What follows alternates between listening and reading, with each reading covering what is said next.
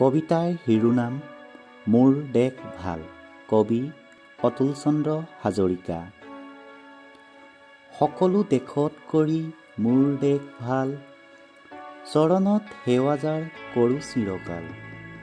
ক'ত আছে এনে মাটি সোণৰ চপৰা, ক'ত আছে এনে পানী সুধাৰ নিজৰা, ক'ত আছে এনে ধান এই ধৰণীত, ক'ত আছে এনে ধন হাবি বননিত, ক'ত আছে এনে পলু এৰি মুগা পাত, ক'ত আছে এনে পক্ষী অমাতৰ মাত, ক'ত আছে এনে ফুল ফুলে 12 মাহ, ক'ত আছে এনে ফল দেখিলে উলাহ, ক'ত আছে এনে ঠাই সৰহ ফুলনি, ক'ত আছে এনে আই সোণৰ গোসানী।